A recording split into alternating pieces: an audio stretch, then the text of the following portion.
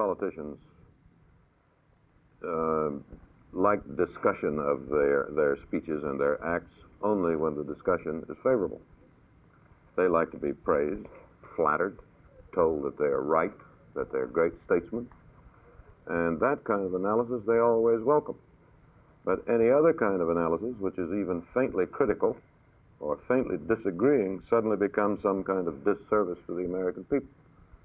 It's, as I say, I've heard it before. Do you feel like one of these elite few who read only the New York Times and share your views only with a select few, and therefore your opinions or complete your news reporting is biased? Well, I dare say in the last 6 months I've been in more states and more places and talked to more people and listened to more people than the Vice President has. And I don't really have any apology to make on that score. He complains because we live in Washington and New York. Well, so does he. He complains that it's an insular city. It is. It certainly is. The reason I live there is because I work in the news business, and that's where the government is. If they wanted to move it to Dallas, fine. I'd be delighted to come along, or to Denver, or Provo, Utah, or wherever they want to put it. I don't care. I don't really think that's any sensible basis for complaint.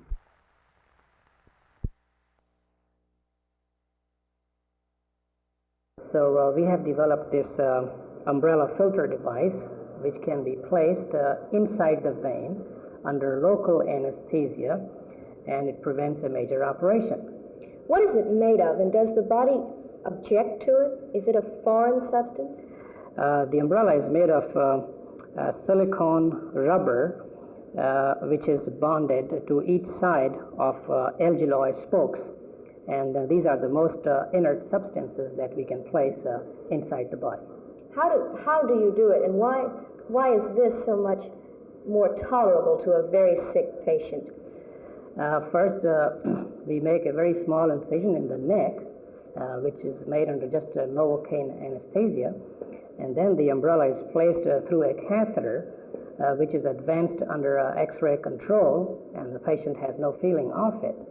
And the whole procedure can be performed within 15-20 minutes without a major surgery. No, these days we are implanting heart valves. We have been implanting pacemaker catheters, Dacron grafts for blood vessel occlusions. So we are seeing more and more these new things to help these patients in different fields of surgery.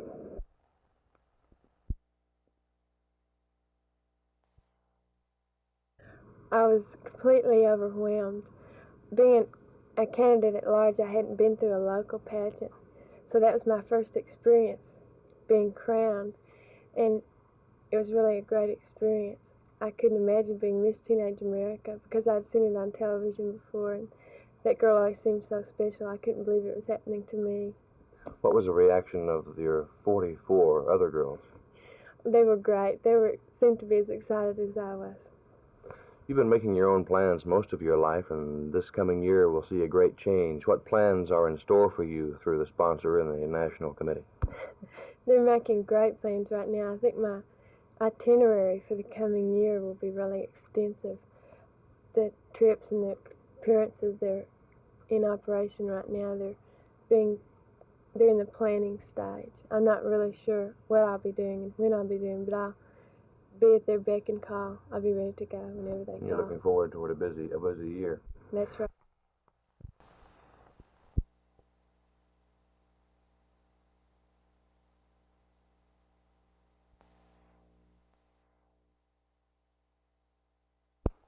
I think there are really about three reasons for this. First is that there are 3 meetings being held in each neighborhood now, as opposed to 1 meeting in each neighborhood in 1966.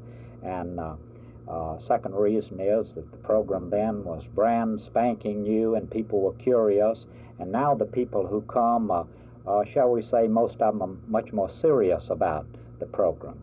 And a third reason is that talking about goals is a lot of fun, aims, objectives, and so on, but when you start talking about how do you achieve them, which one should be achieved first, who should do it, how much money should we put in this goal? That gets a little more difficult. So we have a group of much more serious people attending the meetings, and we're having almost half as many people attend each meeting this time as we did in 1966. And so with 3 meetings in each neighborhood, we're very well pleased with the way it's going.